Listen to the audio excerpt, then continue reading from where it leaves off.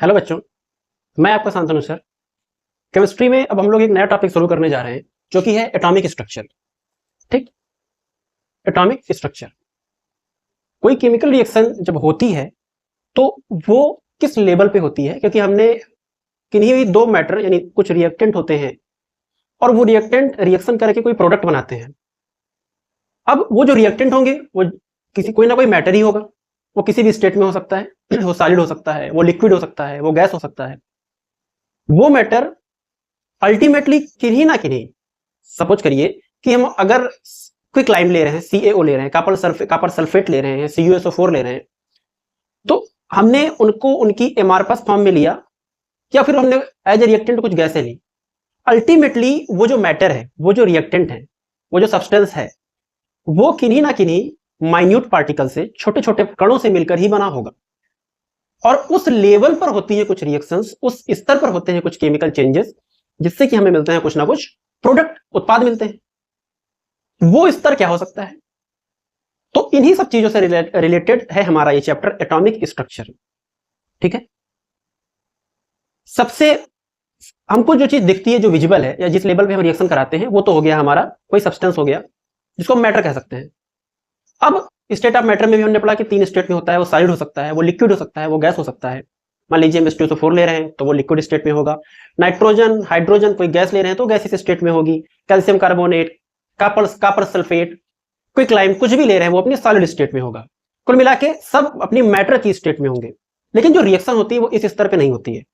ठीक, जब हमने रिएक्शन कितनी फ्रीक्वेंटली, कितनी आसानी से, कितने अच्छे से हो सके इस चीज को पढ़ा, तो हम लोगों ने पढ़ा कि किसी भी रिएक्शन के होने के लिए क्लोज कांटेक्ट बड़ा जरूरी है। यानी रिएक्शन जब तक दो रिएक्टेंट आपस में एक दूसरे के कांटेक्ट में आएंगे नहीं, वो रिएक्शन करेंगे नहीं और कुछ प्रोडक्ट, कुछ उत्पाद हमको मिलेगा नहीं। तो क्लोज कांटेक्ट मतलब कि उनका कुछ ना कुछ एक छोटा लेवल होता होगा। यानी वो मॉलिक्यूल्स हो सकते हैं, उससे भी छोटा एटम्स हो सकते हैं, और एटम से भी छोटा हो सकता है कोई केमिकल रिएक्शन जो हो रही है वो उनके इलेक्ट्रॉन, प्रोटॉन, न्यूट्रॉन, इस तरीके के सब एटॉमिक पार्टिकल के लेवल पे हो रही हो। ठीक है, तो इस चैप्टर की शुरुआत ही यही होती है कि कोई केमिकल रिएक्शन किन माइन्यूट, किन सूक्ष्म कणों से के आपस में रिएक्शन करने से हो रही है या होती है। तो इस पूरी कहानी की शुरुआत होती है 6th BC।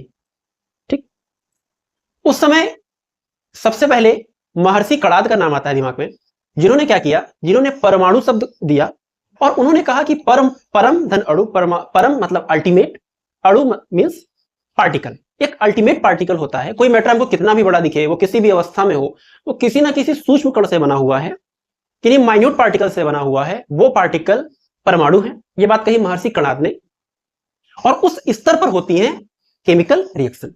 ठीक, फिर लंबे समय तक परमाणु यानी आज जिसको हम एटम कहते हैं, और अणु मींस मॉलिक्यूल जिसको कहते हैं, तो लंबे समय तक ये माना गया कि हाँ परमाणु है और इसी स्तर पर चीजें हो रही हैं, रिएक्शंस होती हैं आपस में। दो रिएक्टेंट, दो अभिकारक एक दूसरे के संपर्क में आते हैं, कांटेक्ट में आते हैं, कुछ उनमें परिवर्तन होते हैं और हमें उत्पाद मिल जाता है। एक लंबे गैप के बाद लगभग 460 से 370 BC में एक साइंटिस्ट आते हैं, डेमोक्राइटस। डेमोक्राइटस ने कहा कि हाँ इन्हीं सूक्ष्म स्तर पर ये रिएक्शंस होती हैं और कोई एटम नाम की चीज इनके लिए रिस्पॉन्सिबल है।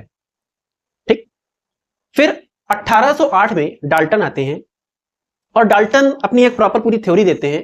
उन्होंने कहा, डाल्टन एटॉमिक थ्योरी नाम से जो जानी जाती है, उन्होंने अपनी थ्योरी में बहुत सारी चीजें बताई कि हाँ एटम ही वो माइन्यूट पार्टिकल है। अणु जिसको कह सकते हैं, सॉरी परमाणु जिसको कह सकते हैं, एटम वो माइन्यूट पार्टिकल है जिस लेवल पर केमिकल रिएक्शन होती है, जिस स्तर पर होती हैं, ये किसी एक पर्टिकुलर सब्सटेंस के, एक पदार्थ के एक जैसे होंगे, मतलब आइडेंटिकल इन ईच एस्पेक्ट होंगे, हर स्तर पर समान होंगे, उसी स्तर पर रासायनिक क्रियाएं होंगी। फिर इसको हम फर्दर डिवाइड नहीं कर सकते हैं और ये एक जैसे होंगे, आपस में अपने ही जैसे एटम्स से रिएक्शन करेंगे और वैसे ही उत्पाद बनाएंगे, और इनको हम फर्दर या आगे इनको हम तोड़ नहीं सकते हैं। बस यही एक सबसे छोटा स्तर है। कुछ दिन तक इनकी बात सही भी रहती है, और जैसे ही आते हैं 1833 में फैराडे, तो उनको लगा कि जब किन्हीं भी दो चीजों को, जैसे कि इलेक्ट्रिसिटी की डिस्कवरी आप लोग देखते हैं, तो किन्हीं भी दो चीजों को अगर हम रब करते हैं, रगड़ते हैं, तो उनके बीच में कोई ना कोई एक तरीके का चार्ज डेवलप हो जाता है, आवेश डेवलप हो जाता है।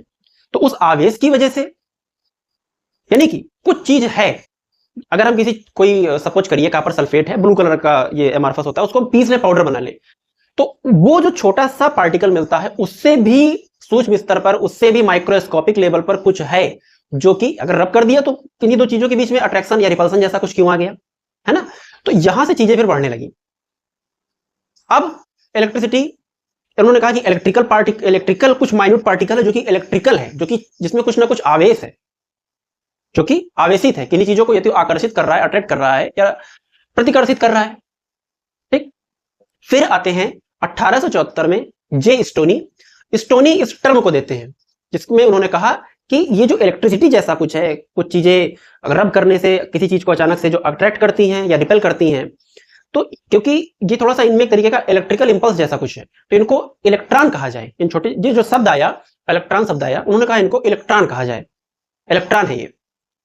और ये सब चीजें चलती रही। फिर धीरे धीरे करके जब प्रॉपर सेटअप बना और जेम्स क्रुक ने एक बात नोटिस करी, विलियम क्रुक ने एक बात नोटिस करी कि नॉर्मली जो गैसें होती हैं वो आयोनाइज नहीं किया जा सकता उनको, यानी कि करंट का फ्लो उनमें हम नहीं कर सकते। अब करंट का फ्लो नहीं कर सकते, लेकिन उन्होंने एक बात और ऑब्जर्व करी कि अगर लगभग 10,000 वोल्ट का वोल्टेज हो और 0.01 mmHg का प्रेशर रखा जाए, तो जो गैसें इलेक्ट्रिसिटी की बैड कंडक्टर थी वो अच्छी खासी कंडक्टर बन जाती है इलेक्ट्रिसिटी, यानी इलेक्ट्रिसिटी को हम रन कर सकते हैं गैसेस में भी। मतलब गैसों को भी हम क्या कर सकते हैं, एक गुड कंडक्टर बना सकते हैं। गैसों को हम क्या कर सकते हैं, आयोनाइज कर सकते हैं। अच्छा, फिर उन्होंने विलियम क्रुक ने एक प्रॉपर एक्सपेरिमेंट किया जिसको कहा गया कैथोड रे एक्सपेरिमेंट। उस एक्सपेरिमेंट के बाद उनके साथ ही लगे रहे थॉमसन, और थॉमसन ने देखा कि कुछ कैथोड रे नाम की कोई चीज है जो कि किसी निगेटिव टर्मिनल से प्रोड्यूस हो रही, उत्पन्न हो रही है, मतलब कुछ ना कुछ नेगेटिविटी उसके अंदर है। बाद में आते हैं गोल्डस्टीन जो कि कैनाल रे एक्सपेरिमेंट करते हैं। कैनाल रे एक्सपेरिमेंट ही आगे चलकर रदरफोर्ड ने कहा कि हाँ ये रे तो कैनाल रे है, लेकिन इनके अंदर कोई पार्टिकल है वो पॉजिटिवली चार्ज है, तो क्योंकि वो पॉजिटिव इलेक्ट्रोड से प्रोड्यूस हो रहा है, तो उनको फिर उन्होंने प्रोटॉन कहा। और फिर आते हैं चैडविक ने डिस्कवरी की न्यूट्रॉन की।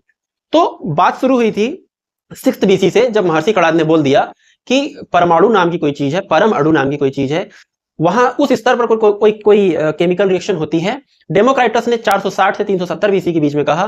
फिर डाल्टन आते हैं, अपनी थ्योरी देते हैं प्रॉपर, डाल्टन एटॉमिक थ्योरी नाम से। फिर फैराडे आते हैं, इलेक्ट्रिसिटी वाली बात करते हैं कि कुछ चार्ज है। फिर स्टोनी एक टर्म देते हैं इलेक्ट्रॉन। और फिर विलियम क्रुक, प्लकर और थॉमसन मिलकर के प्रॉपर कैथोड रे एक्सपेरिमेंट करते हैं।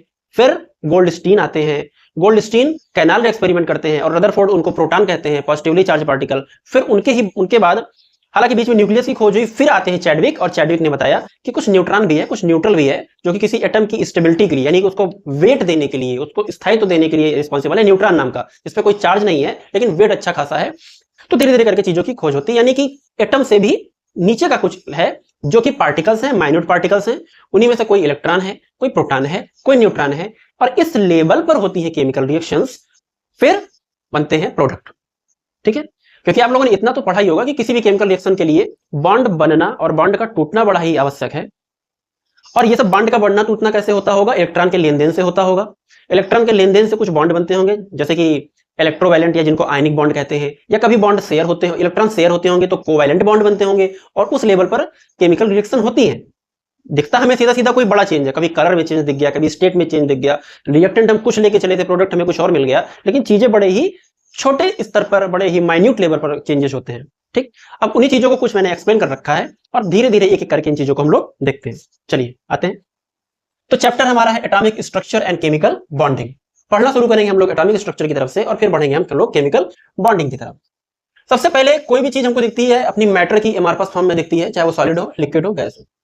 फिर आते हैं महर्षि कणाद 6th सेंचुरी BC में, और बताते हैं कि कोई चीज परमाणु है, इनडिस्ट्रक्टिबल पार्टिकल, इनडिस्ट्रक्ट जिसको नष्ट ना किया जा सके, और वो परम अणु है, अल्टीमेट पार्टिकल है। फिर आते हैं ग्रीक फिलोसोफर डेमोक्राइटस 460 BC से 370 BC के बीच में। एटमोस उन्होंने कहा था, एटम नहीं कहा था, एटमोस कहा था। एटमोस उन्होंने इंडिविजुअल की वजह से कहा था, फिर धीरे से इसको भी एटम कहा गया। फिर जॉन डाल्टन ने 1808 में अपना इन्होंने स्ट्रक्चर, मैटर की स्ट्रक्चर बताई, बोला कि वो एटम से बने होते हैं, प्रॉपर अपनी थ्योरी दी, जिनमें से पहली थ्योरी थी कि ये जो एटम्स होते हैं ये स्मॉल होते हैं, इंडिविजुअल हैं, इंडिविजुअल पार्टिकल्स हैं, छोटे हैं और अब इनको बाद में फिर इनके टुकड़े नहीं किए जा सकते, जो कि बाद में पूरी तरीके से खारिज हुई। इनकी जितनी भी थ्योरी लिखी हुई है ये ब्लू मार्कर से, ये सब की सब बाद में खारिज हो गई। केवल एक बात बची कि हाँ, मैटर क्या बना होता है, एटम से बना होता है। एटम्स कंबाइन होकर के किसी मॉलिक्यूल को बनाते हैं और मॉलिक्यूल से प्रॉपर कंपाउंड बनता है। ये बात इनकी सही थी। बाकी इनकी सारी की सारी थ्योरी बाद में एक एक करके डिस्कवरी के साथ मतलब खारिज होती गई। इन्होंने कहा वन मैटर अलाइक एटम, एक मैटर के जितने भी एटम होंगे वो एक जैसे होंगे, एक जैसे होंगे। लेकिन कंपाउंड देख सकते हैं आप, किसी में कैल्शियम कार्बोनेट है तो कैल्शियम भी है, ऑक्सीजन भी है और कार्बन भी है। सबको एक जैसा होना चाहिए था, पूरा कैल्शियम कैल्शियम कैल्शियम होते हैं ना, तो ये गलत है। एटम प्लस एटम मिलकर के मॉलिक्यूल बनाते हैं, ये कुछ हद तक सही है। एटम प्लस एटम से मॉलिक्यूल बनता है और मॉलिक्यूल जो है वो किसी भी कोई भी जो कंपाउंड होता है वो किन्हीं दो एटम के एक डेफिनेट रेशियो में कंबाइन होने से बनता है। इन्होंने कहा कि स्मॉलेस्ट एटम होता है किसी भी केमिकल रिएक्शन, कोई भी केमिकल रिएक्शन एटम लेवल पे होती है, एटॉमिक लेवल पे होती है, एटम ही उसका सबसे छोटा स्तर है, इससे नीचे अब नहीं होता कुछ, बात खत्म। तो ये सब कुछ चीजें इनकी गलत थी, कुछ सही थी। फिर आते हैं आपके फैराडे। 1833 में इन्होंने बोला कि किन्हीं भी दो चीजों को फ्रिक्शन से यानी रब करने से, रगड़ने से, एक तरीके का फ्रिक्शनल, फ्रिक्शन यानी रगड़ना, घर्षण करना, या रब करना भी घर्षण करना ही है, से एक तरीके का इलेक्ट्रिसिटी प्रोड्यूस होती है, चार्ज प्रोड्यूस होता है, जो या तो अट्रैक्ट करता है, रिपेल करता है। और यहां से थोड़ा सा ये एक शुरुआत थी चीजों की बदलने की। इन्होंने कहा कि कोई सब एटॉमिक पार्टिकल है जो कि चार्ज होता है, जिसमें कोई ना कोई आवेश होता है, आकर्षण का गुण होता है या प्रतिकर्षण का गुण होता है, अट्रैक्शन होता है या रिपल्सन होता है। जीजे स्टोनी आते हैं, कब आते हैं, 1874 में, और उन्होंने इन चार्ज पार्टिकल्स का नाम दिया इलेक्ट्रॉन्स। उन्होंने कहा ये जो चार्ज पार्टिकल्स हैं ये क्या हैं, ये इलेक्ट्रॉन्स है। फिर अब देखिए इतनी बातें तो हो गई, इतनी बातें होने के साथ साथ कुछ चीजें और समझ लेते हैं। जैसे अच्छा ये चीजें हैं, जैसे एलिमेंट है, एलिमेंट कैसा होता है, एक तरीके के एटम जब कंबाइन होते हैं तो वो कंबाइन होकर के बनाते हैं एलिमेंट। ये अभी आपका पार्ट नहीं है।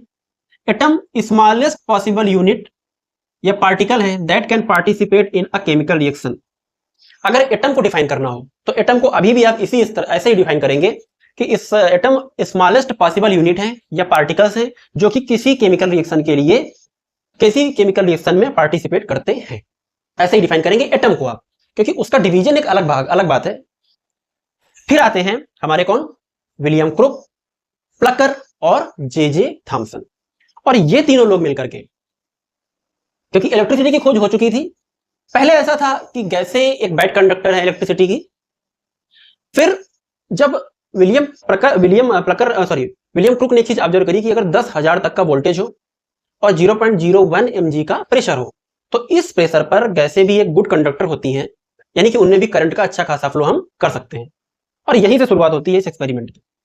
क्या किया गया, ये एक पूरा सेटअप बनाया गया जो कि था हमारा क्या, कैथोड रे एक्सपेरिमेंट। और इस apparatus का भी नाम था,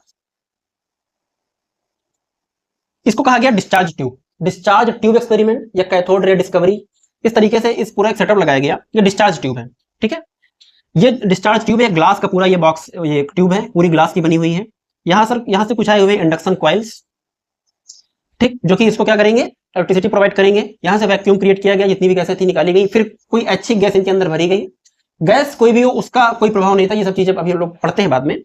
प्रेशर रखा गया कितना, 0.01 mmHg, और वोल्टेज रखा गया 10,000 वोल्ट।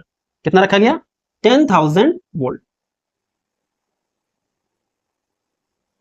इतना वोल्टेज रखा गया। और जैसे ही करंट का फ्लो किया गया, कौन कौन थे इस एक्सपेरिमेंट में, क्रुप, प्लकर और थॉमसन, 3 लोग थे।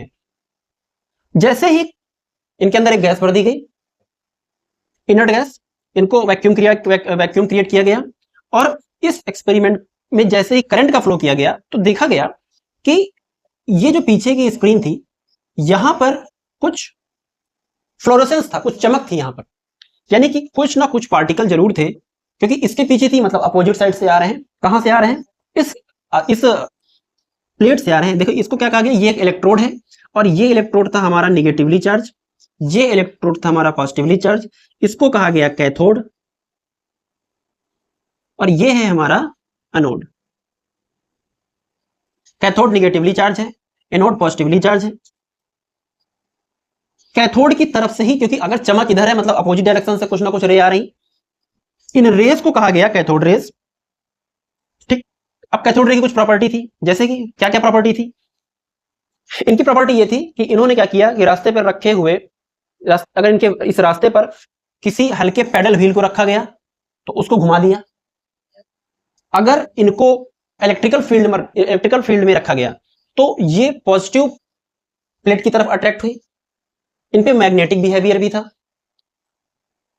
ये अपनी शैडो भी बना रहे थे। ठीक, अगर इनके रास्ते में कुछ ऐसा रख दिया जाए,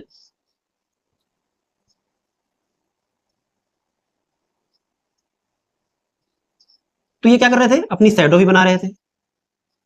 अपने रास्ते पर रखे हुए एक पैडल व्हील को घुमा, लाइट वेट के किसी पैडल व्हील को घुमा भी दे रहे थे। ऐसी कई सारी प्रॉपर्टी इनमें देखने को मिली। तो जो रे थी वो कैथोड रे थी। और फिर बाद में इलेक्ट्रॉन्स की डिस्कवरी का जो क्रेडिट जाता है, जो श्रेय है, वो थॉमसन को जाता है, क्योंकि ये जो दो लोग थे, विलियम क्रुक और प्लकर, जिन्होंने यहां तक कैथोड रे तक तो काम किया, फिर इसके बाद खत्म कर दिया। थॉमसन ने कहा कि ये जो रे है, ये रेस तो कैथोड रे है, लेकिन जैसे कोई अगर किसी स्ट्रीम में कोई धारा है, उसमें पानी का प्रवाह है, तो उस बहते हुए पानी को उसको तो धारा ही कहेंगे, स्ट्रीम कहेंगे। लेकिन अल्टीमेटली पूरी की पूरी जो स्ट्रीम है, जो धारा है, वो बनी हुई है किससे, वाटर से। ऐसे ही थॉमसन ने कहा कि हाँ जरूर, इन रेस का नाम, क्योंकि कैथोड से प्रोड्यूस हो रही है, क्योंकि निगेटिवली चार्ज इलेक्ट्रोड से प्रोड्यूस हो रही है, इसलिए इन रेस का नाम कैथोड है। लेकिन जिन पार्टिकल से मिलकर बनी है वो पार्टिकल निगेटिवली चार्ज है। और क्योंकि सबसे पहले डिस्कवरी थी, इसलिए जैसे ही चार्ज पार्टिकल का नाम आया, तुरंत कहा गया कि ये इलेक्ट्रॉन है। क्या है ये, इलेक्ट्रॉन है। तो यहां से हुई पहले सब एटॉमिक पार्टिकल इलेक्ट्रॉन की डिस्कवरी। किसकी, इलेक्ट्रॉन की डिस्कवरी। ठीक, अब इनकी कुछ प्रॉपर्टीज देख लेते हैं। जैसे कि ये जो कैथोड रे थी, ये क्या कर सकती हैं, किसी हल्की मेटेलिक फाइल को क्या कर सकती हैं, पेनिट्रेट कर सकती हैं। स्ट्रेट लाइन में ट्रेवल करती हैं, स्ट्रेट लाइन में ट्रेवल कर रही थी। अगर इनका कोई ऐसा नहीं था कि इनका बहकाव हो अपने रास्ते से, इनके रास्ते में पैडल व्हील पड़ा तो उसको प्रॉपर घुमाया, बहुत लाइट वेट के पैडल व्हील को घुमाया। कैसे कर रही थी, स्ट्रेट लाइन में ट्रेवल कर रही थी। ये कैथोड रे पीछे की तरफ ग्रीनिश येलो कलर का फ्लोरेसेंस चमक उत्पन्न कर रही थी। ठीक, जो कि हमारा ये ग्लास डिस्चार्ज ट्यूब है, ग्लास का बना हुआ था, सोडा ग्लास का, इस पर ग्रीनिश येलो कलर के फ्लोरेसेंस चमक उत्पन्न कर रही थी। इलेक्ट्रिक फील्ड, मैग्नेटिक फील्ड में अपना प्रॉपर बिहेवियर शो कर रही थी। इलेक्ट्रिकल फील्ड में जैसे इनको रखा गया, तुरंत क्योंकि निगेटिव चार्ज थी तो पॉजिटिव टर्मिनल की तरफ अट्रैक्ट हो गई। अगर इन रेस के रास्ते पर किसी हार्ड मेटल को रख दिया जाए तो ये क्या कर रहे थे, एक्सरे प्रोड्यूस कर दे रहे थे। ठीक, किसी हार्ड मेटल को रखा जाए तो ये एक्सरे प्रोड्यूस कर दे रहे थे। ये गैसों को आयोनाइज कर रहे थे। हालांकि उसके लिए एक चीज और रिस्पॉन्सिबल थी, जो कि था हाई वोल्टेज और वेरी लो प्रेशर, 0.01 mmHg का प्रेशर। ठीक, अब इसके बाद ये यहां तक बात हो गई इलेक्ट्रॉन्स की डिस्कवरी की। ठीक है, फिर कुछ चीजें इससे रिलेटेड निकाली गई, जैसे इस पर चार्ज कितना है, इनका मास कितना है, चार्ज और मास का रेशियो कितना है, ऐसी बहुत सारी चीजें इनकी डिस्कवर की गई। जैसे कि इन पर चार्ज कितना आता है, चार्ज आता है -1.6 multiplied by the 10⁻⁻19 coulomb. Mass 9.1 multiplied by 10⁻31 kg। ठीक, ये था इनका चार्ज और ये था मास। फिर इनका एक प्रॉपर अच्छा, एक इलेक्ट्रॉन पर चार्ज है, इलेक्ट्रॉन क्योंकि खुद नेगेटिव चार्ज पार्टिकल है, इसलिए ऐसे कर देते हैं। इनका मास आप लोग देख ही रहे होंगे, लगभग नेग्लिजिबल है। ठीक है, ये हो गया इनका चार्ज और ये मास। E/m रेशियो भी इनका निकाल सकते हैं, charge upon 76 multiplied by 10⁻⁻11 coulomb per KG. ठीक, तो ये चीजें थी इलेक्ट्रॉन से रिलेटेड। इसके बाद हमें पढ़ना है डिस्कवरी ऑफ कैनाल रे। और फर्दर जैसे कि मैंने बताया कि रेस तो कैनाल थी, लेकिन उनके अंदर जो माइन्यूट पार्टिकल था वो था प्रोटॉन। इतना आप लोग नोट कर ले तब तक।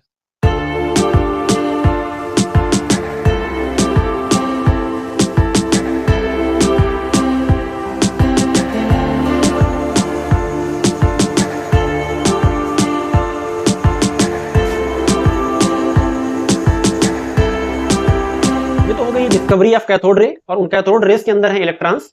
अब बात करते हैं कि इन इलेक्ट्रॉन्स पर चार्ज कितना है। तो इन इलेक्ट्रॉन्स पर चार्ज होता है लगभग -1.6 मल्टीप्लाइड बाई 10⁻⁻19 कूलम, -1.6 गुणे 10⁻19 कूलम। और इनका भार कितना होता है, तो वो होता है 9.1 गुणे 10 की घाते ऋण 31 किलोग्राम, जिसको कह सकते हैं कि 9.1 multiplied by 10 to the power minus 31 KG, या फिर अगर ग्राम में कह रहे हैं तो 9.1 multiplied by 10 to the power minus 28 gram. देख सकते हैं कितना कम इसका भार है, वेट है। ओके, अब ये जो चार्ज है और ये मास, इनका रेशियो भी काफी इंपॉर्टेंट होता है। क्यों? क्योंकि डिस्चार्ज ट्यूब के अंदर जब हम फिल करते हैं तो किस गैस के लिए चार्ज और मास का क्या रेशियो आ रहा है, E/m का रेशियो क्या है, ये बहुत इंपॉर्टेंट है। इसकी वैल्यू थोड़ी सिग्निफिकेंट है, महत्वपूर्ण है। तो कितनी होती है? 1.76 multiplied by 10 to the power 11 coulomb पर केजी। ठीक, एक तो चीज ये हो गई। फिर एक इलेक्ट्रॉन का रेडियस कितना होता है, तो वो होता है 1 multiplied by 10 to the power minus 15 metre. सोच सकते हैं आप कितना छोटा है ये होता है एक इलेक्ट्रॉन का रेडियस। यानी एक इलेक्ट्रॉन जो कि अगर स्फेरिकल है तो उसकी त्रिज्या कितनी होगी, उसका रेडियस कितना होगा, 1 multiplied by 10 to the power minus 15, 1 गुणे 10 की घाते ऋण 15 मीटर। ठीक है, E/m का जो रेशियो बताया वो डिस्कवरी ऑफ कैथोड रे में बिल्कुल भी अलग अलग गैसों के लिए अलग अलग नहीं होता है। मतलब कोई भी गैस भरेंगे, E/m का जो रेशियो है, E/m का जो रेशियो है ये लगभग फिक्स सा है, कोई दिक्कत नहीं, ये वैसा ही आएगा। जैसे ही हम बढ़ेंगे discovery of proton, discovery of canal रे, तो वहां पर E/m का रेशियो अलग अलग गैसेस के लिए अलग अलग आएगा, जिनमें सबसे अच्छी और सबसे बड़ी वैल्यू आती है हाइड्रोजन गैस के लिए, इसलिए वहां हाइड्रोजन ही फिल करना उचित रहेगा। ठीक है, तो इतनी सारी चीजें थी जो कि हमने देखी किसमें, डिस्कवरी ऑफ कैथोड रे, या इसको ही कह सकते हैं डिस्कवरी ऑफ इलेक्ट्रॉन। ठीक है, इन चीजों को आप आराम से नोट कर लेंगे, एक सीक्वेंस में इन चीजों को पढ़ा हमने, इनको नोट कर लें, जो चीज आपके लिए नोट करने लायक हो। तब तक हम थोड़ा हटे जा रहे हैं यहां से।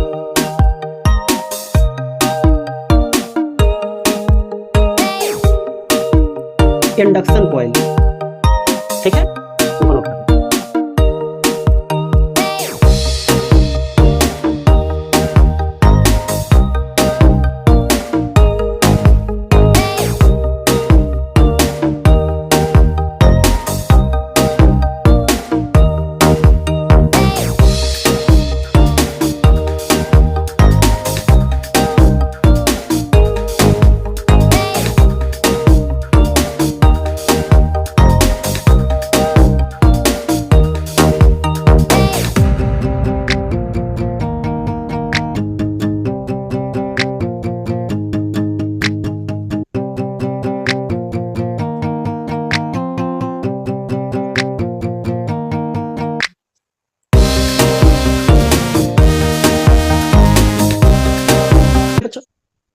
तो ये थी हमारी डिस्कवरी ऑफ कैथोड रे या डिस्कवरी ऑफ इलेक्ट्रॉन।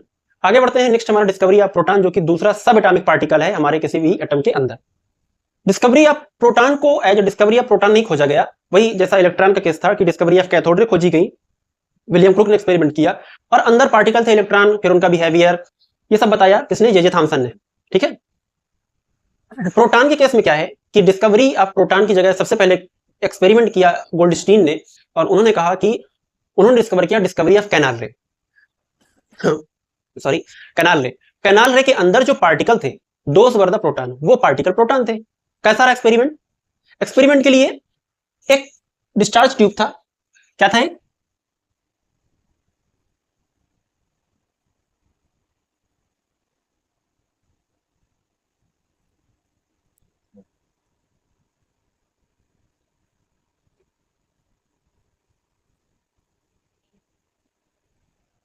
क्या था, एक डिस्चार्ज ट्यूब था, इसमें गैस फिल की गई।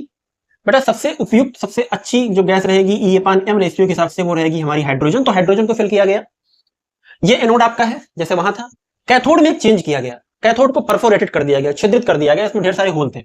होल किए इस वजह से गए क्योंकि जब हम कर रहे थे कैथोड रे की डिस्कवरी तो कुछ चीजें थी, और ये सब ऑब्जर्व किसने किया, गोल्डस्टीन ने।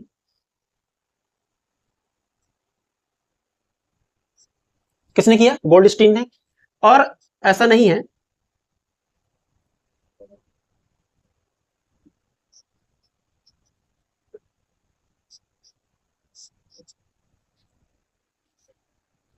ठीक है, गोल्डस्टीन, यहां पर परफोरेटेड कैथोड लगाया गया और जैसे ही एक हाई वोल्टेज सोर्स इनको ऐड किया गया, ऐड करने के बाद एक तरीके का फ्लोरोसेंस, एक तरीके की चमक दिखी। कहां दिखी? इस बार दिखी वो चमक इस कैथोड के पीछे, यहां पर, ठीक है, कैथोड के पीछे। कहां पर? कैथोड के पीछे। मतलब ये क्लियर है कि जो रेज है वो आ रही है एनोड की तरफ से, परफोरेटेड कैथोड, छिद्रित कैथोड को पार करके जा रही है और सामने की जो वाल है उस पर स्ट्राइक कर रही है, चोट कर रही है। हाँ, इसी समय कुछ रेज ऐसी भी हैं जो कि कैथोड से निकल करके एनोड की तरफ जा रही हैं, कैथोड से निकल करके एनोड की तरफ जा रही हैं। लेकिन अभी हम क्या कर रहे हैं? अभी हम पढ़ रहे हैं डिस्कवरी ऑफ प्रोटॉन। तो हमें केवल वो मतलब है जो पार्टिकल एकदम एंटी बिहेवियर है जिसका कैथोड रेस है। तो एनोड से रेस निकल करके जा रही है कहां? कैथोड की तरफ। ये रेस थी हमारी कैनाल रे। कैनाल कहने का पर्पज ये है कि ये कैथोड को कर दिया गया परफोरेटेड, यानी कि छिद्रित कर दिया गया, और जैसे किसी डैम से कोई नहर होती है जिसको कैनाल बोलते हैं, उस नहर से जब अलग अलग उस डैम से जब पानी छोड़ा जाता है तो अलग अलग चेंबर से, अलग अलग गेट से जिस तरीके से बड़े प्रेशर के साथ पानी निकलता है, जितने गेट खुलेंगे उतने ही ओपनिंग होंगी, उतना ही पानी फ्लो से निकलेगा। ठीक वैसा ही केस यहाँ था कि परफोरेटेड कैथोड की वजह से केवल जितने भी ये पोर्स थे, जितने छिद्र थे, इन्हीं से निकल पा रही थी कैनाल रे, इन्हीं से निकल पा रही थी कैनाल रे, और सामने की वाल पर स्ट्राइक कर रही थी। अब बेटा सेम वही चीज है कि जैसे इन रेज का नाम था कैनाल रे, बात समझना। एक नाम और दे सकते हैं क्योंकि प्रोड्यूस हो रही है किससे? एनोड की तरफ से। एनोड है कैसा? पॉजिटिव बिहेवियर का। कैथोड कैसा है? निगेटिव बिहेवियर है इसका। अब क्योंकि एनोड से प्रोड्यूस हो रही है तो इन रेज को हम एनोड रे भी कह सकते हैं। ठीक, इन ये इनकी अच्छा गैस इनमें हाइड्रोजन फिल करी जाएगी। सबसे अच्छा E अपान M का रेशियो, मतलब चार्ज अपान मास का जो रेशियो आएगा वो हाइड्रोजन के लिए आएगा। ये तो हो गई हमारी रेस। एक्सपेरिमेंट किया गोल्डस्टीन ने, अंदर के पार्टिकल यानी कि प्रोटॉन का बिहेवियर बताना, ये इसका क्रेडिट ज्यादा जाता है रदरफोर्ड को। ठीक है, ज्यादा जाता है रदरफोर्ड को। अब इनकी प्रॉपर्टी क्या थी? इनकी प्रॉपर्टी भी सिमिलर थी जैसी थी हमारी, मतलब जस्ट एंटी रहेंगी जैसी हमारी कैथोड की थी। कुछ प्रॉपर्टी क्या है? पहली कि इन रेस का बिहेवियर पॉजिटिव था। क्यों? क्योंकि पॉजिटिव प्लेट से, पॉजिटिव इलेक्ट्रोड से प्रोड्यूस हो रही थी, एनोड से प्रोड्यूस हो रही थी। ठीक है, एक बात। दूसरा, ये स्ट्रेट लाइन में ट्रेवल कर रही थी, बिल्कुल सीधी रेखा में चल रही थी। ठीक है, और क्या था? इनके पास भी मास था। इनके पास जब इनको रखा गया हम कैसे इलेक्ट्रिकल फील्ड में, तो ये अट्रैक्ट हुई निगेटिव टर्मिनल की तरफ। मान लो इधर से रिप्रोड्यूस हो रही हैं और यहां पर एक लगा दी जाए, एक लगा दी जाए पॉजिटिव प्लेट, यहां एक ऊपर लगा दी जाए निगेटिव प्लेट अलग से। तो ये रे क्योंकि एनोड से जा रही है, क्योंकि पॉजिटिव बिहेवियर है, तो तुरंत इधर इधर इनका झुकाव किधर होगा? इस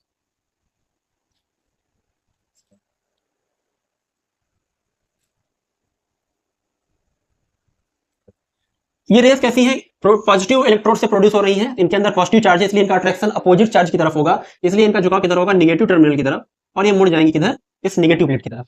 ये हो गया इनका इलेक्ट्रिकल बिहेवियर। अब ये तो हो गई बातें पूरी किसकी? इनके पास पेनिट्रेटिंग पावर थी, यानी रास्ते में अगर कुछ पड़ता है तो उसको पेनिट्रेट कर सकते हैं, छिद्रित कर सकते हैं, उसको आर पार जा सकते हैं। वेट था, मास था, किसी पार्टिकल को घुमा सकते हैं। ये कुछ प्रॉपर्टी थी जो कि सिमिलर थी कैथोड रे के। लेकिन इनके अंदर जो पार्टिकल था वो प्रोटॉन था। बात समझ रहे हैं? जैसे बूंद बूंद से धारा बनती है तो धारा को तो हम धारा ही कहेंगे, स्ट्रीम कहेंगे, लेकिन बनी किससे है? वाटर से, जल से। ठीक वैसा ही निकल तो रही है कैनाल रे, पहले प्रॉपर्टी बताएगी कैनाल रे की, बनी किससे थी? प्रोटॉन से। तो प्रोटॉन्स की भी प्रॉपर्टी क्या है? ठीक जो प्रॉपर्टी कैनाल रे की है। अब प्रोटॉन पार्टिकल है तो पार्टिकल का हमको बताना पड़ेगा चार्ज कितना है, मास कितना है, ये सब चीजें बतानी पड़ेंगी। तो इन पर अगर यूनिट के हिसाब से देखें तो यूनिट में होगा +1 चार्ज, यूनिट के हिसाब से +1 चार्ज। अगर हम देखें चार्ज कूलाम के हिसाब से तो कितना था? +1.6 मल्टीप्लाइड बाई 10⁻⁻19 कूलाम, मतलब इलेक्ट्रॉन के equal but opposite in charge. अगर मास देखें कितना होगा? मास था इनका 1.64 मल्टीप्लाइड बाई 10⁻⁻24। ठीक है, अगर मास की बात करें तो मास कितना था? 1.67 मल्टीप्लाइड बाई 10⁻⁻24 ग्राम। ये हो गया। अब ये जो मास है ये लगभग इक्वल है किसके? मास ऑफ हाइड्रोजन के, मास ऑफ हाइड्रोजन के। ठीक, ये हो गई प्रॉपर्टी अपनी प्रोटॉन्स की। डिस्कवरी का नाम था डिस्कवरी ऑफ कैनाल रे, पार्टिकल अंदर था प्रोटॉन, तो साथ के साथ प्रोटॉन की भी प्रॉपर्टी देख ली गई। प्रोटॉन पर चार्ज कितना है? Just opposite and equal to the electron है, जितना इलेक्ट्रॉन पर है उसके जस्ट अपोजिट है। मास कितना है? 1.67 मल्टीप्लाइड बाई 10⁻⁻24 ग्राम, जो कि इक्वल है मास ऑफ हाइड्रोजन के। यही से एक चीज और ध्यान देनी है कि जो इलेक्ट्रॉन होता है, इलेक्ट्रॉन से 1837 टाइम होता है कौन? प्रोटॉन का मास, प्रोटॉन्स का। किसका मास? प्रोटॉन्स का।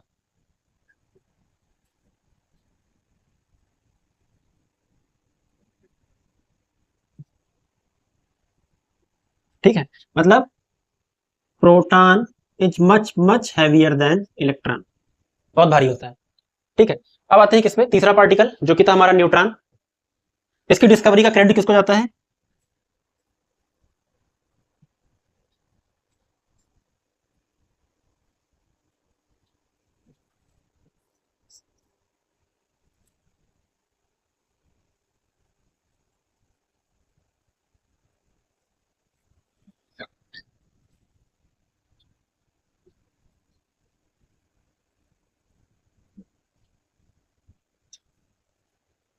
डिस्कवरी ऑफ न्यूट्रॉन, इसकी डिस्कवरी का क्रेडिट जाता है जेम्स चैडविक को। किसको? जेम्स चैडविक को। किसको? जेम्स चैडविक को। क्या हुआ, हीलियम का न्यूक्लियस यानी कि अल्फा पार्टिकल, अगर ये हीलियम अपने इलेक्ट्रॉन लूज कर दे तो जो इसका न्यूक्लियस बचेगा जिसमें कि केवल प्रोटॉन प्रोटॉन होंगे, तो हीलियम का न्यूक्लियस ही अल्फा पार्टिकल के जैसा बिहेव करता है। और बेरिलियम ले लिया 4Be9, atomic number 4, atomic mass 9, 2He4, मतलब यहां पे हम कह सकते हैं अल्फा पार्टिकल। और अल्फा पार्टिकल क्या होते हैं? ये होते हैं न्यूक्लियस ऑफ हीलियम, जब हीलियम अपने इलेक्ट्रॉन डोनेट कर दे, उसके पास इलेक्ट्रॉन ना हो। ठीक है, क्या बनना है, एक तो 6C12 बनना है यानी कि कार्बन 12 बनना है, साथ के साथ एक ये पार्टिकल बनना है जिसपे आप देख रहे होगे कि यहां पर इस पर कोई चार्ज नहीं है, ना इसके पास एक भी इलेक्ट्रॉन है, ना प्रोटॉन है, ना तो ये पॉजिटिवली चार्ज है ना निगेटिवली चार्ज है, ये न्यूट्रल इन बिहेवियर है, लेकिन मास है, और वो मास है equal to the mass of proton. जितना मास है प्रोटॉन के पास, ठीक उतना ही मास है न्यूट्रॉन के पास। इसलिए बहुत हेल्पफुल है एटम को स्टेबिलिटी प्रोवाइड करने के लिए, एटम को वेट प्रोवाइड करने में बहुत इंपॉर्टेंट है। एक सेटअप बनाया था इन्होंने, जेम्स चैडविक ने। क्या किया, एक सोर्स लिया अल्फा पार्टिकल का, कोई भी हो सकता है, याद रखें अल्फा पार्टिकल्स का सोर्स कुछ भी हो सकता है। कुल मिला के अल्फा पार्टिकल है क्या, जब जैसे कि हमने बोला कि 2He4, अब देख सकते हो 2 है इसका एटॉमिक नंबर और 4 एटॉमिक मास। एटॉमिक मास दो चीजों से मिलकर के बना होता है, atomic sorry number of electrons plus number of protons, number of electrons plus number of atomic mass, जिसको डिनोट करते हैं हम कैपिटल ए से, ये होता है सम ऑफ प्रोटॉन प्लस न्यूट्रॉन। ठीक, तो 4 है। अगर ये अपने इलेक्ट्रॉन डोनेट कर दे तो जो इसका न्यूक्लियस बचेगा, हीलियम का जो न्यूक्लियस है, वही हमारा क्या है, अल्फा पार्टिकल है। एक सेटअप बनाया गया, पोलोनियम सोर्स लिया गया जो कि अच्छे से अल्फा पार्टिकल रेडिएट कर सके। यहां पर रास्ते में लगा दिया गया बेरिलियम। जैसे ही लगाया गया, पोलोनियम ने स्ट्राइक किया बेरिलियम के सरफेस पर, तो यहां से प्रोड्यूस हुआ एक न्यूट्रल पार्टिकल जो कि किसी भी तरीके का अट्रैक्शन या रिपल्सन, पॉजिटिव या नेगेटिव बिहेवियर किन्हीं भी इलेक्ट्रोड्स या किसी इलेक्ट्रिकल फील्ड में नहीं दिखा रहा था। वो ना तो किसी को अट्रैक्ट कर रहा था ना रिपल कर रहा था, लेकिन हाँ उसके पास मास अच्छा खासा था, वो वेट प्रोवाइड कर रहा था, वेटेड था। ठीक है, तो ये हो गया यहां से पोलोनियम जो कि सोर्स है अल्फा पार्टिकल का। पोलोनियम रेडियोएक्टिव नेचर का है, इसने रेडिएट किया अल्फा पार्टिकल्स। ये अल्फा पार्टिकल्स गए, इन्होंने स्ट्राइक किया बेरिलियम के सरफेस पर, वहां से प्रोड्यूस हुए न्यूट्रॉन। तो ये थी डिस्कवरी ऑफ न्यूट्रॉन, जिसका क्रेडिट जाता है जेम्स चैडविक को। क्या किया गया, बेरिलियम में बम्बार्डिंग करी गई, किसकी, अल्फा पार्टिकल्स की। बेरिलियम के सरफेस पर बम्बार्डिंग करी गई अल्फा पार्टिकल्स की, जिससे बना एक न्यूट्रल पार्टिकल जिसका नाम था न्यूट्रॉन, जिस पर कि कोई भी चार्ज नहीं था, नाइदर पॉजिटिव नॉर नेगेटिव, लेकिन हाँ मास था, और वो इक्वल था मास ऑफ प्रोटॉन के। किसके इक्वल था, मास ऑफ प्रोटॉन के। ये तीसरा हमारा सब एटॉमिक पार्टिकल था। ठीक है, इतना नोट कर लेंगे, डायग्राम बनाना चाहे डायग्राम बना लेंगे।